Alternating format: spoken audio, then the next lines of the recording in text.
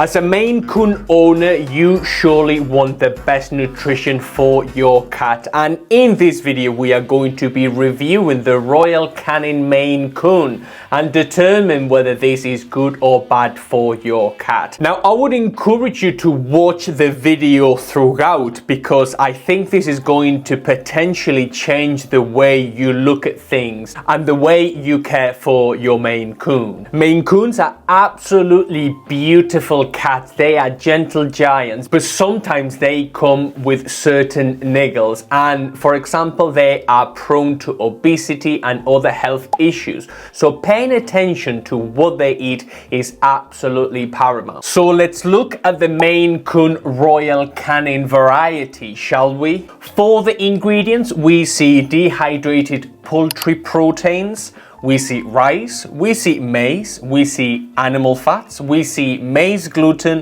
wheat gluten, vegetable fibers, hydrolyzed animal proteins, and other bits and bobs. Let's try to address ingredients and group them together to see whether these are good or bad for your Maine Coon. The first one is dehydrated poultry proteins, and this is not the actual meat source. So if I put in the beginning of the recipe beef or chicken or sardine or whatever, I know that the meat source, the meat protein, is going to come from that meat source.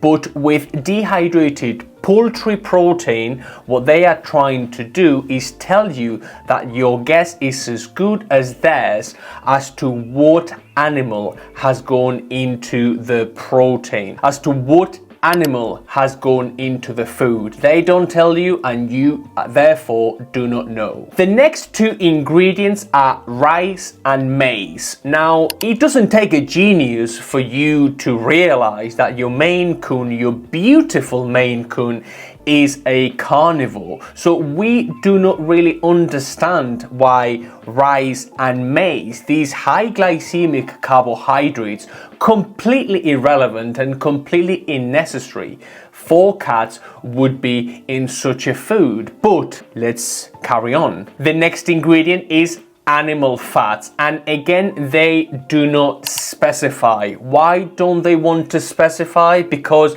they will use the animal that is most available at any particular time, and so the recipe, the animal fat, will change with every other recipe depending on availability. So you will not know whether the animal fat you are feeding your Maine Coon comes from chicken, from reindeer, from kangaroo, or where from. So not knowing what you are feeding your pet can be a bit of a downer. The next three ingredients are maize gluten, wheat gluten, and vegetable fibers. And again, we don't have to be specialists in nutrition to realize that all these ingredients aren't very good for a cat, for a carnivore. Maize gluten, wheat gluten, and vegetable fibers cannot be in the whole prey ratios of a cat and in their nutrition. Why? They need meat, they need fresh meat, they need a diet consistent in as much meat as possible. Now, the one thing to take away so far is that we should always be examining the back of everything we give our Maine Coon. And so if we see ingredients that are dubious at best and harmful at worst, we should be able to identify them and to put them aside. Royal Canin wants you to feed your Maine Coon things like rice, maize, animal fats, maize gluten, wheat gluten, and vegetable fibers. And let me tell you, it is your prerogative as to what to do with your Maine Coon. But I would never feed my cat any rice, any wheat, any barley, any corn, any animal fats, or any dehydrated poultry protein.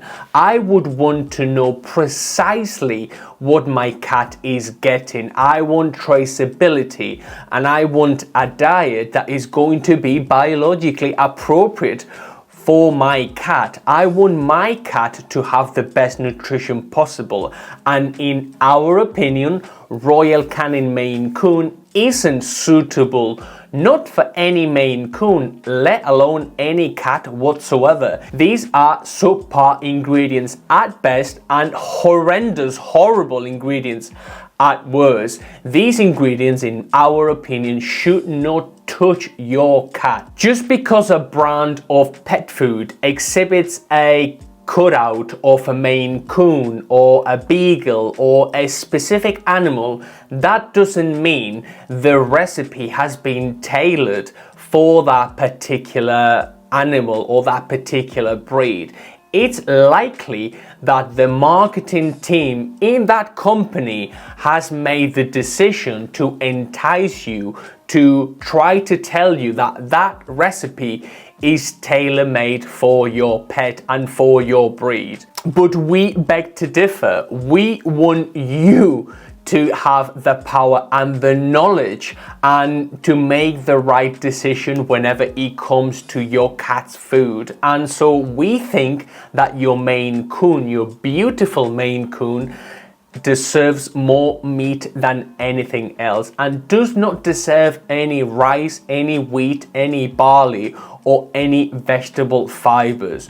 No animal fats and definitely no dehydrated poultry protein. It is incumbent upon you to do the research to feed your cat a biologically appropriate food. And let me tell you, if you do so, your cat will be a lot better off. Now, there are always going to be people who disagree with me, who disagree with you, and who will say to me, hey, I have had my cat on Royal Canin forever and the cat seems to be doing fine. And I am not disputing it. All I'm saying is that your cat would be a lot better off if you weren't feeding them rice or wheat or barley or any of these ingredients. Imagine what your cat would be like on a better food, on better ingredients, on fresh ingredients, on something a bit more biologically appropriate. Just for a bit of context, we would never sell anything like Royal Canin out of principle.